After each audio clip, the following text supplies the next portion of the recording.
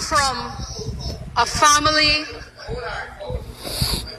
a working class family, a grandmother who scrubbed floors and cleaned people's houses for a living.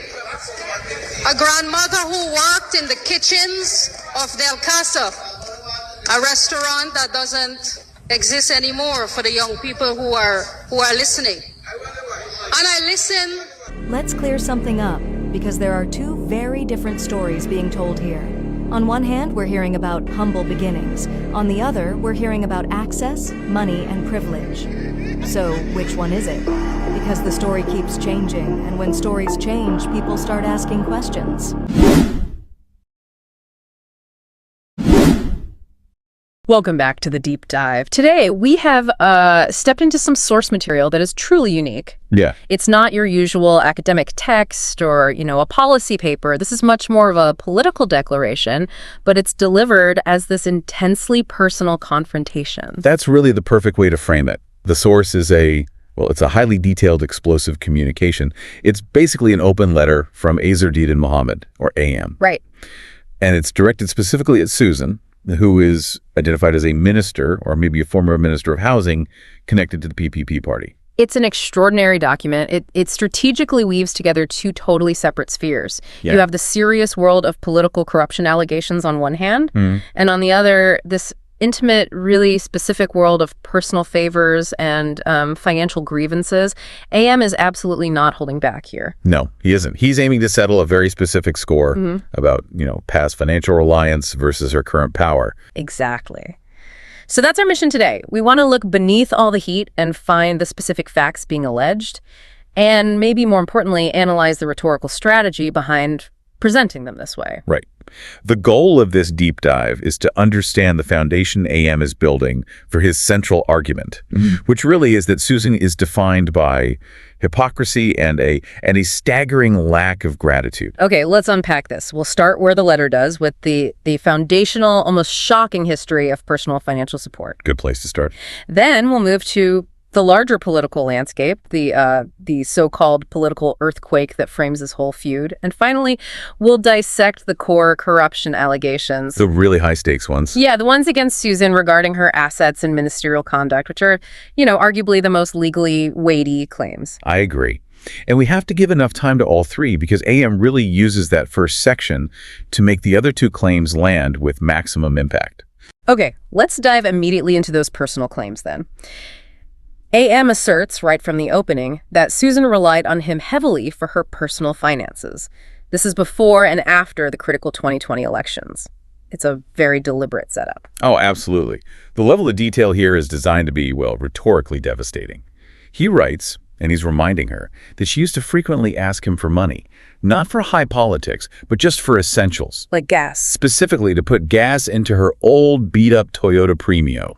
That's a direct quote. And he doesn't just stop at the gas, does he? He includes that little detail that he himself has a black Premio, but it's part of his own collection. Right. I mean, that instantly establishes this massive, almost humiliating disparity in their financial statuses at that time. Exactly. Why even mention the old beat-up detail?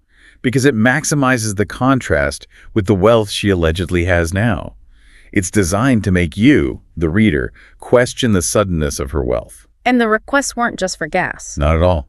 The text says they were extensive, covering every little ache or pain. We're talking about basic necessities and personal luxuries, all funded by him, according to the source. The specifics are key here. Yeah. Groceries, GPL bills, birthday money, Christmas bonuses, even gold. Gold, and then just small change. That mix of the mundane, like groceries, with something significant like gold, it just emphasizes the sheer breadth of her dependency. He also mentions helping to fund her outreach programs. He says he was happy to help as long as it benefits the people. Which blurs the line, doesn't it? It wasn't just personal survival, it was bleeding into political operations, which makes the current opposition feel like an even bigger betrayal in his eyes. But the crucial analytical point comes right after that. Emiam uses this history, this struggling minister needing gas money, to ask the central question. Why didn't you have access to generational wealth then? It completely sets up the present conflict, forcing the listener to question where this alleged sudden wealth is coming from now. It's a classic rhetorical move. establish total dependency first, then challenge their current independence. It turns a political argument into a moral one. And he delivers that moral judgment with some very specific, very colorful language. He really does. That's where he delivers the knockout punch of this section. He uses the quote, "Don't bite the hand that feeds you." And then he immediately follows it with that incredible line. So now you're not only a liar, you're an ungrateful liar. Ungratefulness is worse than witchcraft. Wow. That phrase, ungratefulness is worse than witchcraft, that's the defining moment of this whole section. It elevates the conflict beyond mere politics. It's personal. Deeply. He's saying her current opposition is a total failure of character. He's suggesting that the root of her alleged corruption now is this deep moral flaw. That's a great analysis. He's not just demanding cash back. He's demanding public trust as compensation for his past generosity. Right. And by listing groceries, gold, and gas for the old premio, he makes it sound too detailed to be completely made up. The goal isn't to win a legal battle over the money. It's to win the public relations war. Absolutely. That foundation of personal grievance is the launch pad for everything that comes next. Yeah. So let's pivot. AM transitions really sharply from this past personal debt to the current political landscape.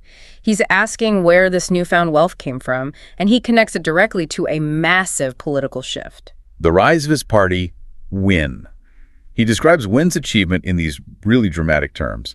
Unprecedented. Yeah. The source frames it as a political earthquake, claiming that in just 3 months, Win overthrew a party that had been entrenched for 65 years. The PPP, overthrowing a 65-year-old party in that short a time that's a monumental claim. It is. And for you listening, it provides crucial context. This isn't just two politicians arguing. This is an upstart party that has succeeded against all odds, now facing what he frames as retaliation from a wounded, established political machine. He claims this success just shows the people are fed up of the dictatorship of the PPP. And he uses that to throw down this harsh political gauntlet at Susan and her masters. He claims they lack the testicular fortitude to start their own party. Suggesting no one would even follow her. He estimates she can't even get 100 votes. Right. And this is where that highly regional language comes in.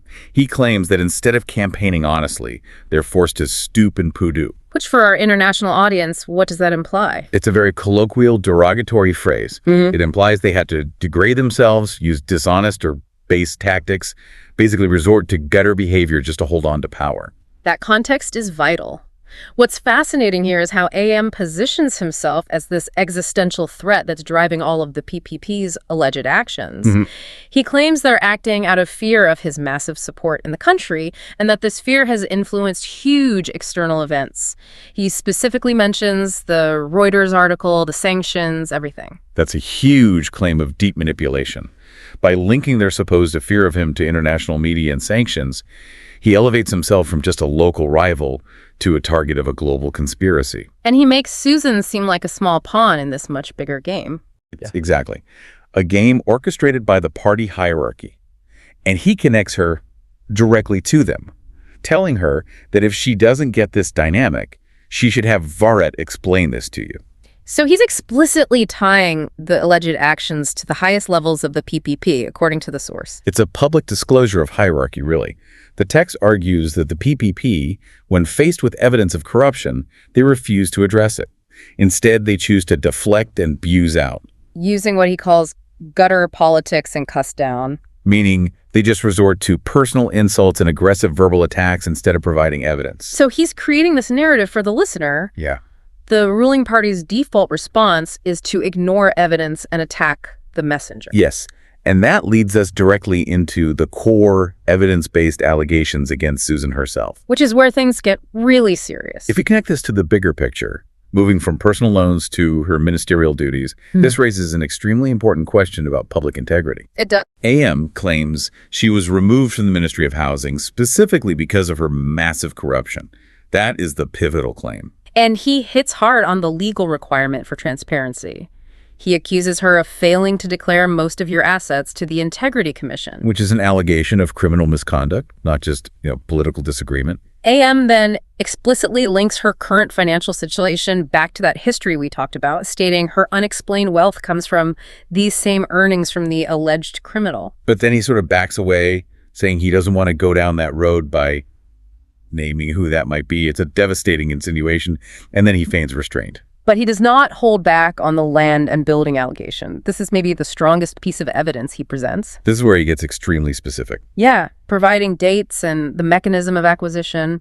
He calls her explanation about a building not being on her land a blatant lie, meant to confuse people. The detail here is absolutely critical because it provides concrete, verifiable information that AM is using as his smoking gun. He insists these lands and buildings are hers and were acquired during her time as Minister of Housing on a very specific date. 8 August 2024. Why is that specific date so crucial? Why does AM think this is the definitive evidence? Because it allegedly proves two things. First, that the acquisition happened while she had ministerial oversight of the housing sector, which raises serious conflict of interest questions. Of course. And second, the source claims the land title was signed by you, meaning Susan herself executed the land transfer while she was in power. And the construction was supposedly completed before the 2025 elections. Right. Maximizing the time she could have used her influence. So those specific dates and that signing allegation, they're meant to be undeniable proof. It's his way of saying, here's the paper trail. Look at the signature. Look at the date. And AM's overall demand, therefore, is pretty simple.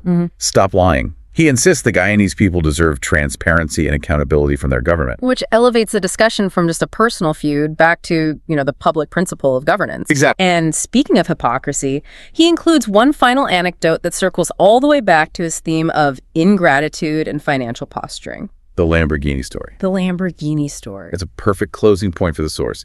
It juxtaposes that past financial misery with the present high roller lifestyle. AIM reminds Susan that she called him super excited demanding to come over for a photo shoot as soon as the Lamborghini left the wharf at John Fernandez. That detail about the wharf at John Fernandez, that's there to give the story maximum credibility, right? Of course it is.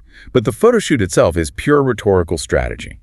The insult Susan allegedly directs at him now is calling him a never-see-come-for-see. Someone easily excited by luxury. Yes, but by describing her posed off looking very excited during that photo shoot, he's using her own past enthusiasm for wealth to contradict her current stance that such things don't excite you. He's using her undocumented excitement to prove she's just as obsessed with status as he is, but unlike him, she's also a hypocrite. Masterful use of private history to undermine public credibility. It really is. So we've seen a document that uses this devastatingly detailed personal history, the old premio, the groceries, the excited phone call about the Lambo, and it combines it with specific evidence like that August 8, 2024 signing date and the lack of integrity commission declarations. All of it builds this powerful political argument about corruption and ingratitude. So what does this all mean for you, the listener? These source materials, they highlight how fiercely personal and public political rivalries become when they're rooted in questions of past financial dependency and sudden wealth. Yeah, the fight over a piece of land and the history of borrowing money for gas are deliberately interconnected. They're designed to show a pattern. A pattern of deep financial untrustworthiness. The letter is a calculated effort to force transparency by revealing private history.